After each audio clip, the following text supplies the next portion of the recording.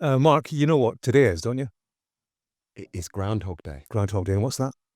It's when you think every day is the same. Yep, the world wakes up under the distinct impression that life is stuck on repeat. Yeah. Speaking of which, welcome to episode 15 of Trump 100. I'm James Matthews. And I'm Mark Stone. I can't believe it's only day 15. 15. To me, the most beautiful word in the dictionary is tariff, and it's my favorite word.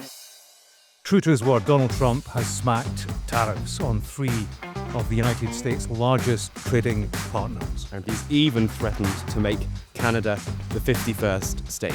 As always, so much to talk about, so let's get going. So, Mark, another weekend, another trade war. Yes, it really is Groundhog Day in more ways than one. Last weekend it was Colombia. This weekend, President Trump announced that he would be imposing 25% tariffs on imports from Canada and Mexico and 10% tariffs on China. He said he would do it, and so he is doing just that. But already, all those countries, certainly Mexico and Canada, are hitting back. Unfortunately, the actions taken today by the White House split us apart instead of bringing us together. Tonight, I am announcing Canada will be responding to the U.S. trade action with 25% tariffs against $155 billion worth of American goods. That's Canada's Prime Minister Justin Trudeau announcing counter tariffs of 25% on US goods imported into Canada. He's also said that energy imported from Canada to the United States would be taxed at 10%. He's also urged Canadians to choose Canada when shopping, telling people to do their part to protect Canadian interests.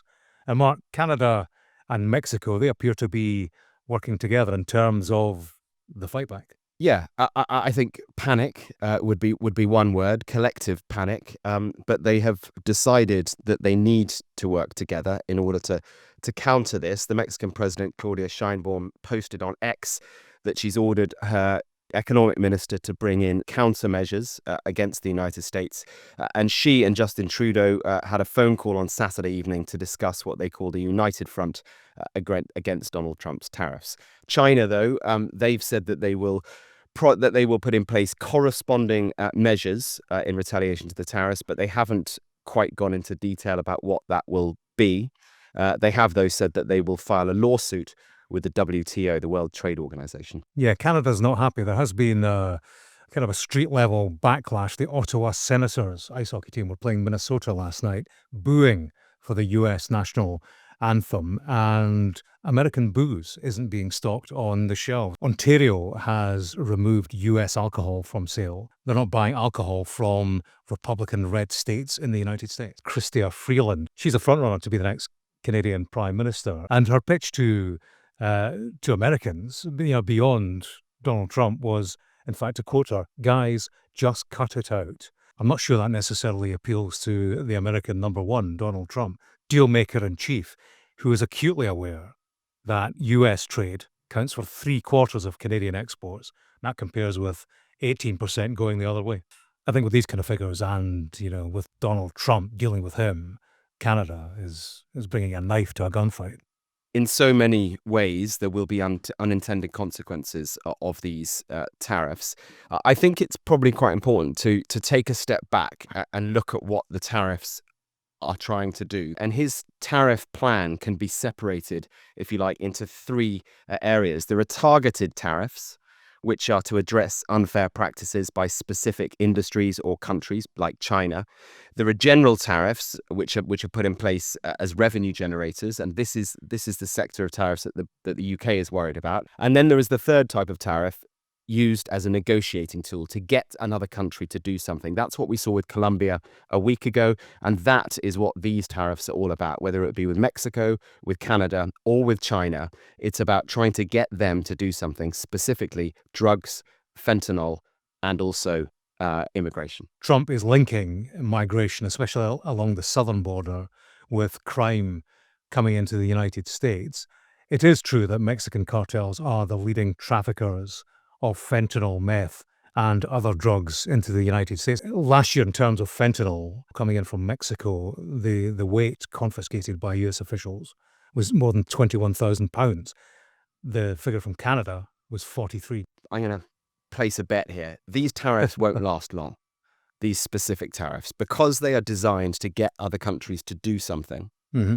He's putting them in place to make Canada and Mexico and China stop importing fentanyl and to crack down on the movement of this illegal drug. They say they're doing as much as they can. There is clearly more that they can do, definitely China and Mexico.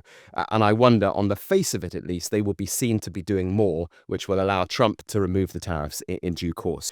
Just an aside, we've done a lot of work on fentanyl over the course of the past few years. And I have to say, it is among the most affecting stories that I've covered. Yeah. Just seeing how much of a problem fentanyl is in different American communities. So you can see why Donald Trump wants to do this. He is Trump. He's using a very blunt tool. But if it works and he's able to get fentanyl imports down, then obviously the tariffs go away, and it's a big win for him, because so does fentanyl. And I will put in the show notes a couple of the reports that we've done. Fentanyl in high schools, fentanyl on the streets, specifically in places like Philadelphia, San Francisco. I suppose there's a question about the wisdom and how effective in terms of dollars, nickels, and cents this is going to be. Notably, during his first term, Trump slapped tariffs on first time round soybeans. That's long been the number one export from the United States to China. And of course, when Trump slapped on the tariffs, China went to Brazil for its soybeans, and America ended up having to pay billions of dollars in compensation to farmers. So in terms of the monetary value, we'll see how that goes. I mean, Americans are being warned by Trump critics and opponents that they will be paying far more for their white goods and generally, for food. That was a big Trump promise before the election. I will bring costs down. Well, we'll see how that squares with this policy. But big picture, remember that Mexico, Canada, and China are the United States' three main trading partners. And so clearly this is going to have a huge effect for the extent that it is in place. Mexico is the largest trading partner with the US, $466 billion worth of goods exported into the United States from Mexico last year. Most of those imports are food, $3.1 billion worth of avocados imported each year. So the price of those is going to go up. Car parts as well. This is interesting. Many US car companies actually import parts for those cars from Mexico and then are brought into the United States and put in cars. So that the price of US cars potentially going to go up. Canada accounts for nearly a quarter of steel imported to the US and almost half of the lumber imports as well. Clearly both vital for the construction industry. Sure. It's going to cost Mexico and Canada as well, yeah? Yeah, I mean, it's prices generally will go up everywhere. That is what economists believe, that everyone ends up paying a little bit more. They impact the supply chains, driving up prices for manufacturers, who, of course, then pass all of that on to customers. Yeah, previously Donald Trump, he's implied that tariffs would be good for the US economy. He seems to be, rolling back on that a bit. He's posted on Truth Social, will there be some pain? Yes, maybe, brackets, and maybe not. It will all be worth the price that must be paid. Rolling back on the promises there. Yeah, I mean, I think I certainly remember on the campaign trail, he was absolutely insistent that Americans would never pay for his tariffs. It would always be the other country, the country on which the tariff is imposed. They will pay. But at the time, economists were saying, that's not right. It's not. It's actually going to be you, the American voter, who ends up paying more. So maybe Donald Trump, this rowing back is just to try and prepare them for a bit of a short-term pain. But also, going back to my earlier point, I wonder how long these tariffs will last anyway, because on the face of it, China, Mexico, and Canada are going to have to be seen to do something to get rid of these tariffs. Yeah, I think as things stand right now, Mexico and Canada, they're the soft target. I think China clearly is at the heart of it. Beijing, ultimately, the big adversary. China relies heavily on its export strength amidst the economic vulnerabilities. So I think to rope in China, Mexico, and Canada together, there may well be a value in Trump's choreography in all of this, picking a range of targets rather than isolating China. is less antagonistic, I think, to Beijing, and so probably more conducive to negotiating a path forward that's productive and peaceful. Yeah. So tariffs as a negotiating tactic, it's Trump through and through, and we will see the impact long term that it has. James, I've just driven past the Canadian embassy on my way to the office here. To flag at half-mast. Well, actually not. No, 4 words on the facade of the building, which I think probably predate this weekend, which say friends, partners, allies, neighbours. I thought it would have been something more offensive with containing the word Trump. No, I think they might end up changing it. But yeah, it's been a difficult day if you are on Canadian-American relations. Yeah, hasn't it just? All right, Mark, what else has been going on over the weekend? It's been busy. Yes, as well as shots being fired metaphorically in terms of trade, Donald Trump has fired his first real shots of his presidency with some airstrikes on ISIS terrorists in caves in Somalia.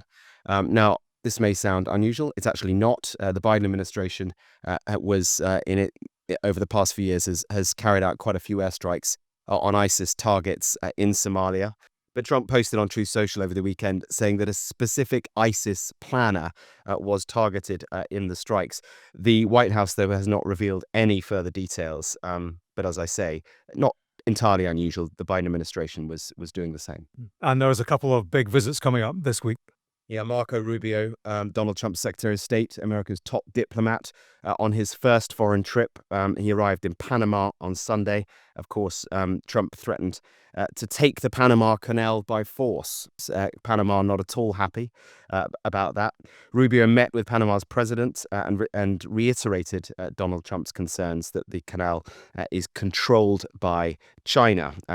Of course, Chinese soldiers do not patrol the canal, as he had said in the past. But China does have that. Some of the canal is partly owned by Hong Kong companies. So I think that's possibly what Trump is getting at. So that'll be an interesting to see how Rubio handles the inevitable questions from the press pack who is traveling with him about Trump's dealings with its U.S. neighbors. And then the other thing to look out for over the next day or two is the first foreign leader to be invited here to the United States. Benjamin Netanyahu, the Israeli Prime Minister, is arriving in D.C. in the coming hours. The focus of that meeting clearly will be Gaza, but more broadly the Middle East and what Trump's plans are for the Middle East. He has said that he wants to further what he did in his first term, the normalization deal between Israel and Saudi Arabia, which would be an absolute game changer if that ever came to fruition. But of course, the sticking point to that is the Palestinians, is Gaza. So that will be the focus of their meeting. And of course, Iran. Netanyahu, through over many, many years, has been calling on US presidents to deal with Iran, to take out Iran's nuclear facilities. We'll see how that meeting goes. All right, thanks, Mark. Before we go, how's the house move going? Of all the weeks to choose to move house, you chose this. I know. Well, I didn't choose it. It happened this week. It's full on. Yeah. Yeah, But I'm building a little podcast studio in the basement. I wish you well with that. I tell you what, if I get a question at the next White House press briefing, my question will be, excuse me, can you knock this into next week, please? Stoner's moving house. But that's it for today. As ever, we'd love to hear what you think about what we've talked about today. You can email us on trump100@sky.uk. And remember, if you don't already, please do follow Trump 100 wherever you are listening. And turn on the alerts as well, so you get a push alert. Thanks for joining us for day 15 of Trump 100. See you tomorrow for day 16. Bye-bye.